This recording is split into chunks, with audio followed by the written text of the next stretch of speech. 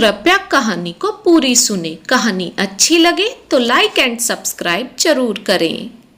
जैसे ही योगिता जी रसोई के दरवाजे पर पहुंची, अंदर का नजारा देखकर सर्प से लाल हो गई। योगिता जी का बेटा नितिन योगिता जी की बहू रूबी के कुर्ते में हाथ डालकर उसकी गर्दन को चूम रहा था।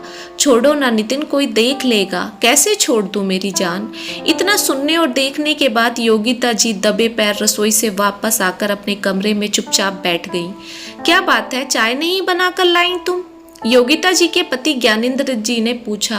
अरे वो बहू बना रही थी चाय तो मैं आ गई। थोड़ी देर में आवाज लगा लेगी, तभी बाहर डाइनिंग टेबल पर बैठकर सबके सब साथ पी लेंगे।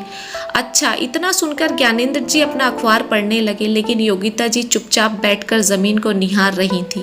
तभी बाहर से रूबी की आवाज आई, मम्मी पापा चाय पी लीजिए। ज्ञानेंद्र जी उठकर कमरे के बाहर चल दिए, मगर योगिता जी जाने किन ख्यालों में गुम थी।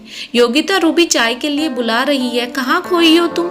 अरे मुझे सुनाई नहीं दिया, चलो चलो चाय पीते हैं, बोलकर दोनों बाहर डाइनिंग टेबल पर आकर बैठ गए। रूबी ने चाय के 4 कप लेकर डाइनिंग टेबल पर रख दिए और चारों चाय पीने लगे।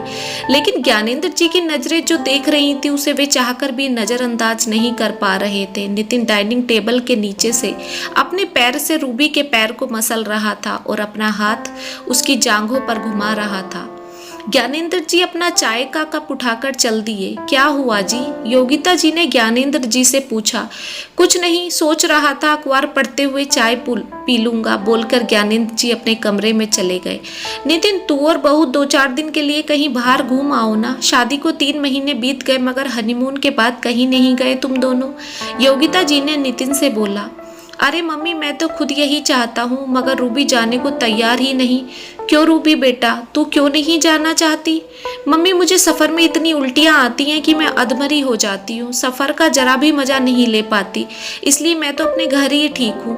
तुम्हारी मर्जी बेटा, मैं तो सोच रही थी तुम दोनों को थोड़ी प्राइवेसी मिल जाती, बोलकर योगिता जी अपने कमरे में आ गई। योगिता जी के कमरे में टॉयलेट नहीं था, इसलिए उन्हें रात में कई बार कमरे के बाहर टॉयलेट में पेशाब करने जाना पड़ता था। एक रात योगिता जी जैसे ही बाहर आई, नितिन के कमरे का दरवाजा आधा खुला आधा बंद था, जिसमें से अंदर कमरे का बिस्तर काफी हद तक नजर आ रहा था। नितिन और रूबी अपने निजी पलों को आनंद ले रहे थे। जैसे ही योगिता जी की नजर उन पर पड़ी, योगिता जी पर घड़ों पानी गिर गया और वे चुपचाप अपने कमरे में आ गई। अपने बेटे और बहू को इन हरकतों की वजह से योगिता जी और ज्ञानेंद्र जी को अपने ही घर में चोरों की तरह रहना पड़ रहा था। एक रोज दोनों ने अपने बेटे और बहू की अकल ठिकाने लगाने के लिए प्लान बनाया। सुबह को जैसे ही नितिन और रूबी ड्राइंग रूम में आए, ज्ञानेंद्र जी योगिता जी के गले में हाथ डालकर बैठ गए। नितिन और रूबी उन्हें ऐसे बैठा देखकर चुपचाप ड्राइंग रूम से चले गए। डाइनिंग टेबल पर ज्ञानेंद्र जी ने जानबूझकर योगिता जी का पैर मसलना शुरू कर दिया। ये सब देखकर नितिन ने दांत भींच लिए, मगर कुछ नहीं बोला और डाइनिंग टेबल से उठकर चला गया। अगले दिन जैसे ही रूबी रसोई के दरवाजे पर पहुंची, अंदर ज्ञानेंद्र जी योगिता जी को बाहों में लिए खड़े थे।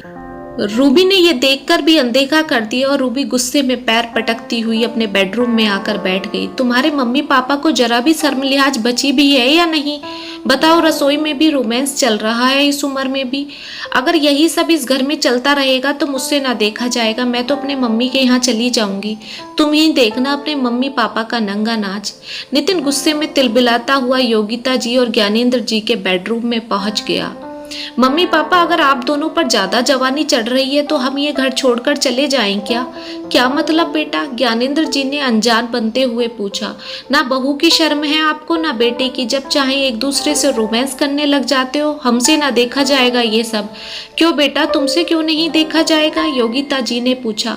मम्मी, प्यार तो बंद दरवाजों के पीछे ही अच्छा लगता है, खुलेआम करोगे तो वो अश्लीलता बन जाता है। बेटा, जब तुम्हें ये सब पता है तो तुमने कभी अपनी माँ बाप की शर्म क्यों नहीं की? तू और रूबी कहीं भी छुप छुप कर रोमांस करने लग जाते थे। कभी सोचा है तुमने कि मम्मी पापा भी देख रहे होंगे? रात को कमरे का दरवाजा तक बंद करना तुम्हें याद नहीं रहता? ना तुम रसोई को छोड़ते हो, ना बाथरूम को। कहाँ तक अपनी नजर बचाएं हम? तुम दोनों को इस हालत में देखना कितनी शर्मिंदगी की बात है हमारे लिए, मगर क्या करें जब तुम लोगों को मर्यादा का ख्याल ही नहीं। तुम दोनों को सबक सिखाने के लिए ही हमने ये नाटक किया था। नितिन और रूबी की नजरें शर्म से झुक गईं और दोनों बिना कुछ कहे वहां से चले गए।